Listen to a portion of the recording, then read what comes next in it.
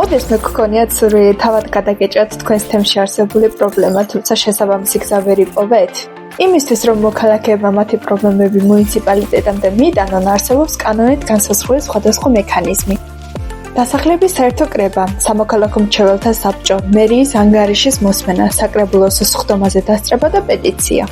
დემოკრატიულ ქვეყნებში აქტიურად ინარგება ინოვაციური მექანიზმებიც, რომლებიც გამოირჩევა მოქნილობით, ეფექტურობითა და ყოვლის მომცველობით.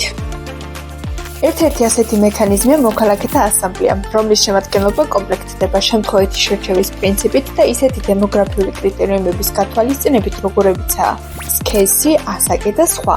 ჯგუფი პირველ ეტაპზე გადის სწავლების ფაზას, რომლის განმავლობაშიც ისინი ეცნობიან პრობლემურ საკითხს დარგის ექსპერტებისა და პროფესიონალების დახმარებით. საკითხის შესწავლის შემდეგ კი მართავენ დისკუსიას ამ პრობლემის მოგვარების გზებზე. აანალიზებენ მათ დადებით და უარყოფით მხარეებს და ხმის მიცემის საშუალებით რეკომენდაციებს აწვდიან გადაწყვეტილების მიღებ სტრუქტურებს. აქტიურად გამოიყენება ასევე მექანიზმი მოქალაქეთა ქარტია, რომელიც გულისხმობს ურთიერთგაგების დოკუმენტის შემუშავებას მოქალაქეებს, საჯარო მოხელეებსა და სერვისის მიმწოდებელს შორის. ქარტია მოიცავს ინფორმაციას კონკრეტული სერვისის საფასურის, პროცედურების, ხარისხის სტანდარტების და იმ საშუალებების შესახებ, რომელთა მეშვეობით მოქალაქეებს შეუძლიათ დააფიქსირონ უკმაყოფილება.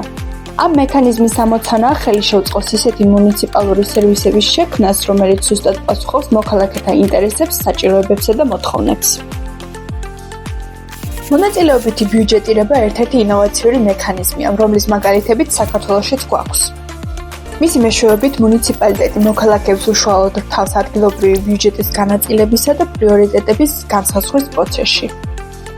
ეს მოდელი მოსახლეობას საშუალებას აძლევს თავად შეიმუშაონ დასახლებისთვის მნიშვნელოვანი პროექტები.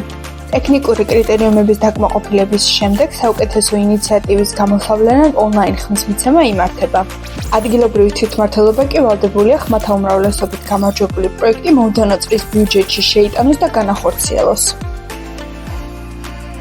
სამოქალაქო ჩართულობის მექანიზმების ცოდნა და გამოყენება მნიშვნელოვანია, რათა მოქალაქეებმა შეძლონ გადაწყვეტილებების მიმღებ პირებზე გავლენის მოხდენა და თავადვე შექმნან ისეთი გარემო, რომელიც მათ საჭიროებებზე იქნება მორგებული.